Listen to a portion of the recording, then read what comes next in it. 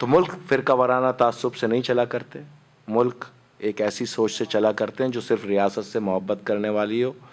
اس لیے میرا یہ کہنا ہے کہ ان تمام سیاستدانوں کو، ان کرمنلز کو اگر عدالتیں سزا نہیں دیتی تو C-130 میں ڈالا جائے، بحیرہ عرب میں پھینک دیا جائے، اللہ کے حوالے کیا جائے. جو تیر کے آ جائے وہ بے گناہ، جو مچھلی کھا جائے وہ گنہگار. لال مسجد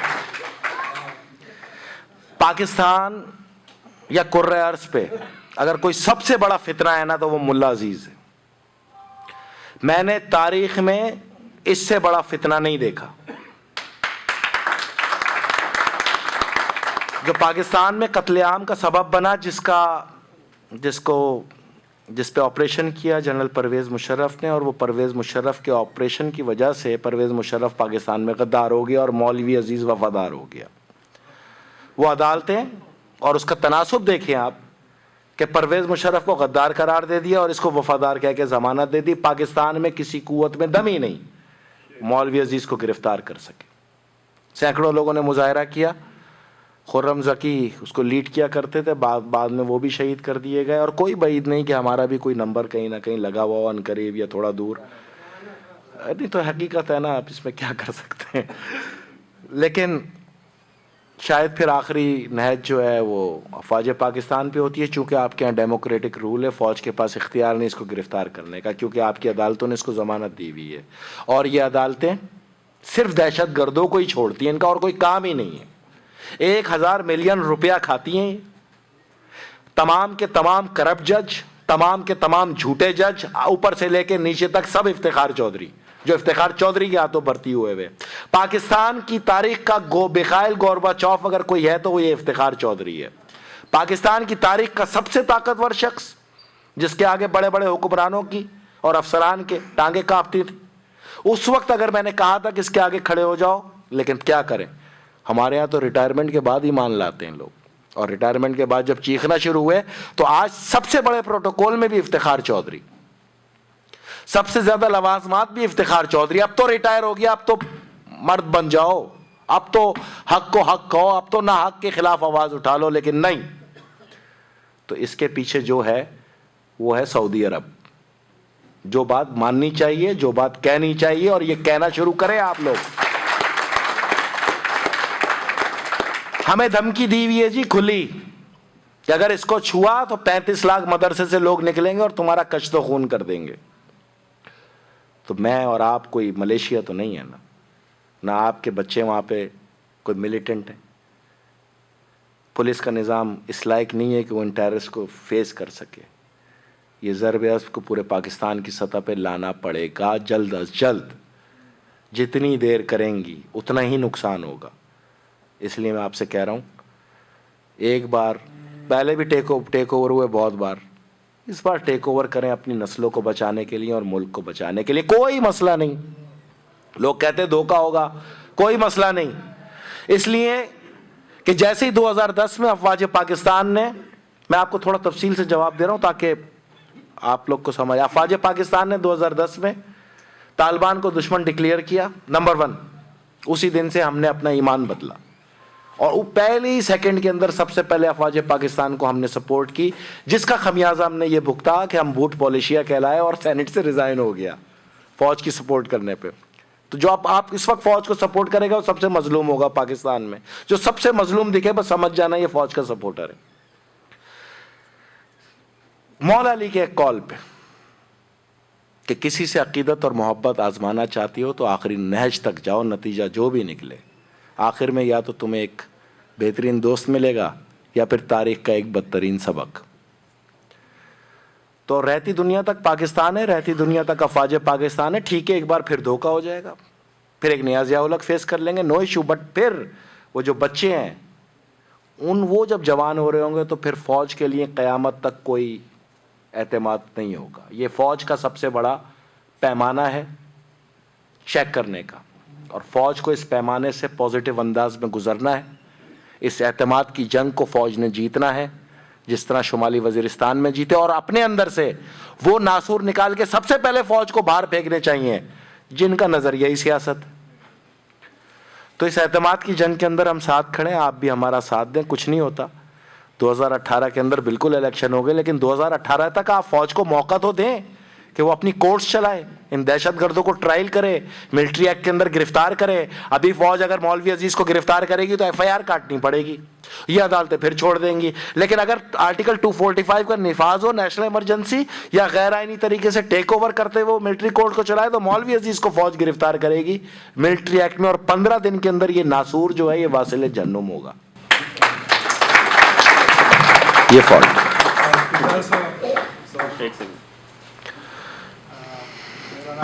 मेरा नाम सुहेल मीरज़ादा है और मैं अभी न्यू जर्सी से 2-3 साल पहले मूव हुआ हूँ। मैं senior vice president of peoples party new Jersey chapter. और मुझे तो बड़ा अफसोस के साथ कहना पड़ता है कि मुझे बड़ा अफसोस हुआ आपके ख्याल सुन के आप पिछले 15 साल की सियासत को, जो फ़ौज ने पाकिस्तान के साथ इतना जुल्म करा है, आप उसको एक ही पैमाने में तोल रहे हैं। और आप जितने बुरे सियासतदान हों, जलील हों, कितने भी हों, कम ज़र्फ़ हों, और आप ज़ियाउल हक़ को कह रहे हैं कि एक और ज़ियाउल हक़ आ जाए हमारे ऊपर। बड़ा अफसोस हुआ मुझे, वैसे आपसे बड़ी खुशी थी मुझे आपसे मिलने की। और मैं सबसे पहला जश्न भुट्टो पाकिस्तान में मैंने करा था बोट बेसिन पे। और आप जो हैं फ़ौज को इस तरीके से नाप रहे हैं जैसे कि वो बड़े ही धुले हुए हैं और बहुत ही पाक साफ हैं। मैं कहता हूँ सारे सियासतदान पाकिस्तान के एक पलड़े में और ज़ियाउल हक़ दूसरे पलड़े में, और फिर भी वो ज़ियाउल हक़ जो है भारी होगा।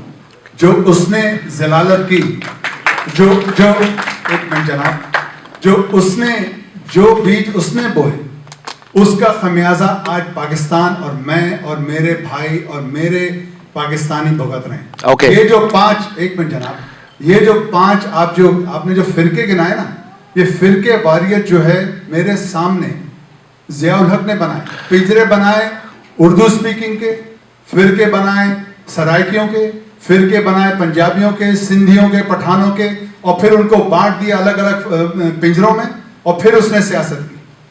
और ये सारी की सारी जलालत, जितनी भी कुछ हो रहा है आजकल पाकिस्तान, उसके बीच बोए हुए हैं जो हम आज काट रहे हैं, और बड़ी मुश्किल से उसको काट रहे हैं। शुक्रिया।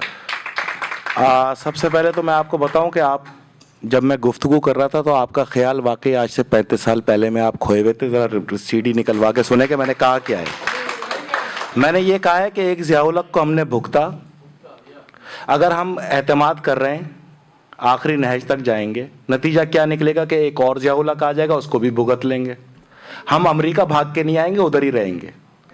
आपको टिकट हम देते हैं, चले आए, क़यादत करें, लड़ें। यहाँ पे बैठ के बात करना बहुत आसान होता है।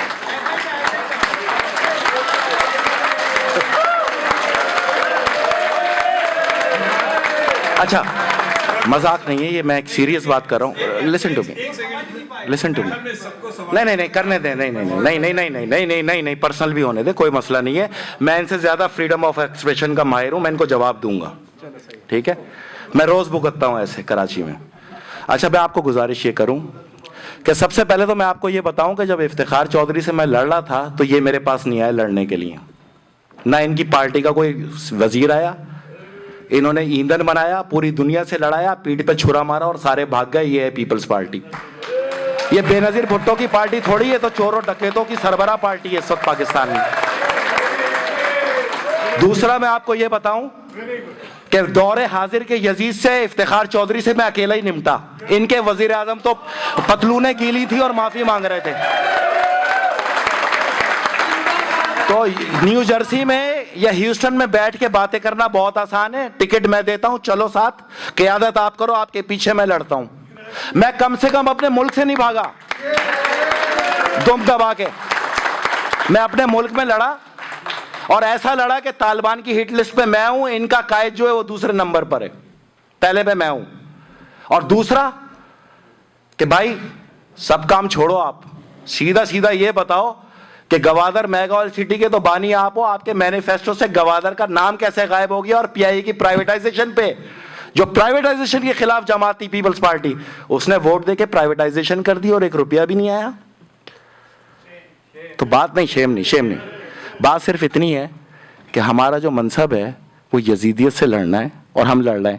آپ نے اپنی جوانی میں یہ جنگیں لڑنی ہوتی تو آج ہم تھوڑی مشکل میں ہوتے.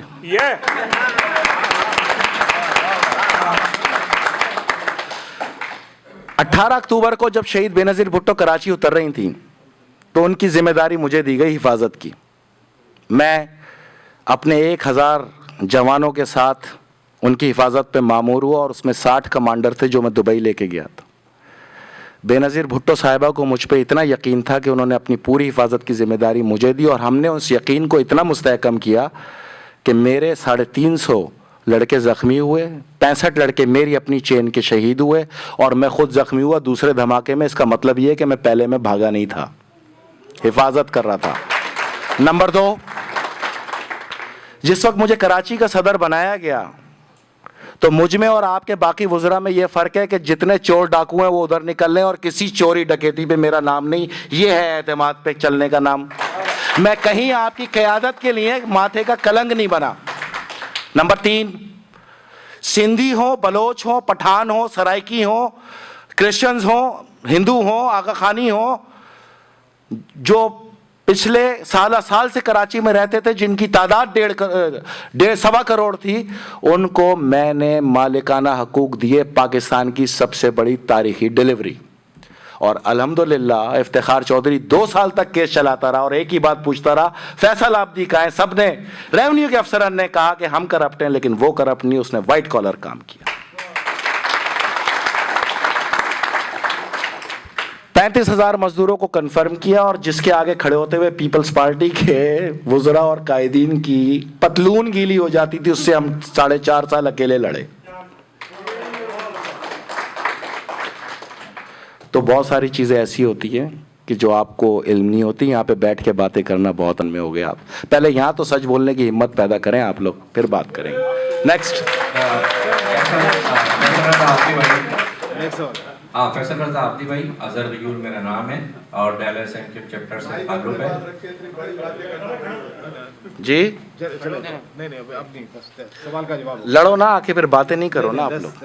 آپ نے آپ کی پوری گفتگو سنی, اس میں گفتگو آپ کی سننے کے بعد جس طرح آپ نے کہا کہ مطلب فوج کو آ جائے یا فوج اقتدار لے لے, تو اصل میں مشکل یہ ہوتی ہے کہ فوج یہ ایک واحد ادارہ ہے جو پاکستان کے اندر معاملات درست کر سکتا ہے. اب اس بات کی ضمانت جو ہے وہ کس طرح ہوگی کہ فوج جو ہے وہ جس طرح ماضی میں جو حالات اور معاملات اس نے کیے, آئندہ ایسے حالات اور معاملات نہیں ہوں گے. صرف عوام کو اس بات پر تشویش ہے, ورنہ میں سمجھتا ہوں کہ سیاستدانوں سے زیادہ فوج پر عوام اعتماد کرتی ہے, لیکن ڈرتی یہاں پر ہے کہ کہیں پھر وہ اپنے اقتدار کو چلانے کے لیے پھر انہی شعبدے بازوں کو, انہی سیاستدانوں کو اپنے ساتھ ملا کر پھر حکومت کے اپنے 10 سال اور 11 سال اور 5 سال اور 6 سال پورے کر لیں, چونکہ ان کا ہی دور زیادہ ہے. دوسری بات جو کراچی کے حوالے سے, چونکہ آپ کا تعلق کراچی سے ہے, اس طرح اور تقریباً مطلب ایک اچھی بات ہے کہ فوج نے کراچی میں امن کیا, پورے پاکستان میں امن کیا, لیکن اس طرح کے جیسے واقعات ماورائے عدالت جو قتل ہو جاتے ہیں, کہ زاہد خان صاحب نے بہت اچھا اس کے اوپر آرٹیکل بھی لکھا ہے, تو کراچی کے عوام کہ یعنی کسٹڈی کے بعد اگر فوج کی حراست میں یا اداروں کی حراست میں ماورائے عدالت قتل ہو جائے تو پھر مطلب ہے کہ وہ پاکستان کے لوگ اس پر کس طرح اعتماد کریں گے, کیونکہ آپ ان سے زیادہ قریب ہیں اور ان سے زیادہ محبت رکھتے ہیں. تو ہمیں جو ہے شکریہ. میں آپ سے عرض کروں, نعرے بازی سے گریز کریں. نہیں کوئی نہیں, چلنے نہیں, یہ ہم پاکستانی ہیں, آپ بے فکر رہیں, کوئی مسئلہ نہیں ہے, کوئی مسئلہ نہیں ہے. اچھا میں اجازت ہے آپ کو جواب دوں. میں نے کہیں یہ نہیں کہا کہ وہ اقتدار سنبھال لے, آپ نے غور سے سنا نہیں. میں نے کہا ایک ہے آئینی طریقہ, ایک ہے غیر آئینی طریقہ. What is martial law? Do you know that? Martial law کہتے ہیں ملٹری کے لا کو, جس کو ابھی میرے وہاں تو میں آئین کی کتاب لے کے گھومتا تھا, مجھے پتا ہوتا تو میں یہاں لے کے آتا.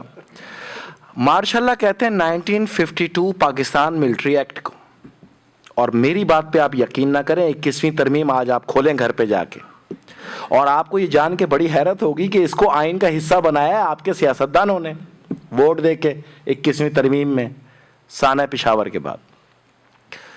मैं गैर आइनी बात उस वक्त करूं जब मेरे आइन में ना हो। ज़ियाउल हक दौर में या मुशर्रफ दौर में टेक ओवर किए गए और आइन को जब्त किया गया और एक पीसीओ ऑर्डर के तहत मुल्क को चलाया गया, प्रेसिडेंशियल ऑर्डर के तहत, एक पैरेलल निज़ाम। लेकिन यहाँ तो पैरेलल निज़ाम की ज़रूरत नहीं है जनवरी 5, 2017 तक। उसकी वजह यह है कि 21वीं तरमीम 2005 जनवरी 2017 तक आइन के आपके हिस्से में मौजूद है, आर्टिकल 8 के सबसेक्शन 3 में। मैंने ये नहीं कहा कि जनरल आके इक़्तिदार संभाल ले, मैंने कहा पार्लियामेंट भी चलती रहे, हुकूमत भी चलती रहे, लेकिन अदालतें इंसाफ नहीं दे रही, तो इसलिए मिलिट्री कोर्ट का क़याम अमल में लाया जाए आर्टिकल 245 के तहत। और अगर सियासतदान पिछले 1.5 साल से ये नहीं कर रहे तो हमारे पास क्या रास्ता बचता है कि हम फौज को आवाज ना दें? या कहते हैं आप तो हम हथियार उठा लेते हैं शाम की तरह। हम 15 साल से अपनी लाशें उठा रहे हैं तो हम हथियार भी उठा लें। हमारी लाशों पे कोई सियासतदान नहीं आके खड़ा हुआ 15 साल में। हमारे जनाजों पे कोई पाकिस्तान की पार्टी बशमूल पीपल्स पार्टी जो 45 साल से हमसे वोट ले रही थी, बशमूल MQM, नहीं आके खड़े हुए। उनका कारकुन मरता था वो उसी के जनाजे पे खड़े होते थे। वहां पर जनाजे पे साथ देने के लिए लाजिम है कि पार्टी अपना परचम जनाजे के ऊपर चढ़ाए तो लोग आए और जनाजे में शिरकत करें। किसी ने पाकिस्तानी की हैसियत से उस जनाजों में शिरकत नहीं की। ठीक है, मैं आपकी बात मानता हूं, नहीं लेते जी, आप बेफिक्र हो जाए, हम फौज का नाम ही नहीं लेते। तो दूसरी चॉइस आप बता दें कि हम किसके पास जाए, हम वहां चले जाते। आपके पास अगर कोई दूसरी चॉइस है तो आप बता दीजिए। लेकिन आप अगर किसी चीज को रद्द कर रहे हैं तो दलील के तौर पे आपको फिर हमें सब्स्टिट्यूट बताना पड़ेगा। आप हमें बताएं कि सुप्रीम कोर्ट फिर हमें इंसाफ क्यों नहीं दे रही 15 साल से। आप हमें बताएं कि 25,000 दहशतगर्दों को रिलीज किया गया और किसी ने कोई आवाज नहीं उठाई, इसलिए कि किसी ने आपके घर के अंदर लाश ही नहीं गिराई। वो तो उसको फिक्र होगी जिसके घर में जवान बेटा, भाई, मां, बहन मारी गई, जहां जवान औरतों के पेट चाक करके बच्चे निकाल के मारे गए, जहां 3 से 6 साल के बच्चों को पत्थर बांध के दरियाए गिलगित में फेंका गया, जहां चलती बसों के अंदर आग लगा के मार दिया गया, लेकिन आवाज इसलिए नहीं निकली कि वो सियासी कारकुन नहीं थे। डेरा इस्माइल खान में अभी हाल ही में 2 वकला और 2 असातिज़ा को मारा गया। किसी सियासी लीडर ने ताज़ियत तक करना गवारा नहीं की, क्योंकि अगर वो ताज़ियत करते तो इनको दुबई से किक मार के वापस पाकिस्तान फेंक दिया जाता। इसलिए तो मैं फौज का इसलिए साथ दे रहा हूं कि उसमें 7,000 लाशें हैं। अगर फौज ने ये सारी लाशें गिराई तो फिर फौज की लाशें किसने गिराई ये आप बता दें। क्या पाकिस्तान की कोई सियासी जमात ने कष्ट किया कि शुमाली वजीरिस्तान में कदम रख सकती हो, जो कि चेन एंड कमांड था या कमांड एंड कंट्रोल सेंटर था दहशतगर्दों का? तो फौज के अंदर भी 2 माइंडसेट हैं, सहाफत में भी 2 माइंडसेट हैं, ताजिरों में भी 2 माइंडसेट हैं, सियासतदानों में भी 2 माइंडसेट हैं, एक प्रो तकफीरी एक एंटी तकफीरी। तो 35 साल पहले जब ज़ियाउल हक यहाँ तकफीरियत के बीज बो रहा था तो उस वक्त आप सब जवान थे, आप सबको लड़ना चाहिए था ना, मुझे जरूरत ही नहीं थी लड़ने की। मैं तो जो आज लड़ाई लड़ रहा हूं आपके बच्चों के काम आएगी। 15 साल बाद आपको पता चलेगा कि ये माइंडसेट बदलने में किसका किरदार था पाकिस्तान में।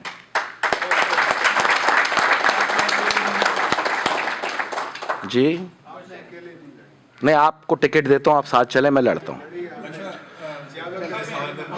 ज़ियाउल हक से हम ही लड़े भाई, हम ही लड़े, वरना 6 बजे के 6 कभी पीपल्स पार्टी के किसी वजीर पे एतबार ना करना। अगर एतबार करना हो तो वो जो दिन में कह रहा हो उस पर एतबार करना, शाम 6 से लेकर सुबह 6 तक कभी एतबार नहीं करना। अब्बास टाउन में हम लाशें उठा रहे थे तो ये नशे के अंदर मुजरे कर रहे थे।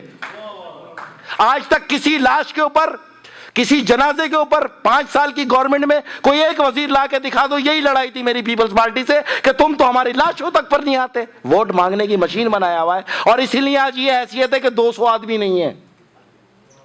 लेकिन पीपल्स पार्टी फिर भी नहीं खत्म हो सकती, शहीदों की पार्टी है। मैं बेनजीर भुट्टो से कमिटेड हूं, मैं जुल्फिकार अली भुट्टो से कमिटेड हूं, मैं एक्चुअल जियाला हूं। मैंने जो काम किया वो कहीं माथे पे कलंक नहीं था, या मैं MQM के इसलिए खिलाफ नहीं हूं कि उसने मुझे 5 साल शहर से बाहर रखा। मैं इसलिए खिलाफ हूं कि उन्होंने अपने अंदर तथहीर की, 2 नंबर लोगों को बाहर उठा के फेंका। एक्चुअल जो उसकी बेस थी इत्तेहाद बैनुल मुस्लिमीन को वो लेके आए। लेकिन मैं ये कहता हूं कि अभी भी अगर इनमें कोई दहशतगर्द है, चाहे वो इनका कायदी क्यों ना हो, तो आप ट्रायल करें, लेकिन आप किसी की सियासत को ख़त्म ना करें। हम सियासतों को ख़त्म करने नहीं बैठे, लेकिन सियासतदानों को और सियासी जमातें आप बताएं कि अभी पाकिस्तान में डेमोक्रेसी है ना? पिछले 10 साल से डेमोक्रेसी है ना? चाहे शौकत अजीज़ हो, चाहे यूसुफ रज़ा गिलानी हो, چاہے پرویز اشرف ہو چاہے نواز شریف ہو, ڈیموکریسی ہے نا. تو پھر خوش رہنا ہے, گلاب جامن کھاتے ہیں, پریشان کیوں بیٹھے ہیں پھر آپ؟ کمال ہو گیا. حاجی صاحب میرا بھی ایک سوال ہے آپ سے, اور کئی چیزیں جو آپ نے کہی ہیں, اور میں کوئی نعرے بازی یا کسی پارٹی پالیٹکس کی بات نہیں کر رہا ہوں, نہ پیپلز پارٹی کی بات کروں گا نہ کسی اور کی بات کروں گا. پاکستان میں فوج کا رول رہا ہے اور ہر وقت ہر دور میں رہا ہے, آج بھی ہے اور کل بھی ہے اور کل بھی رہے گا.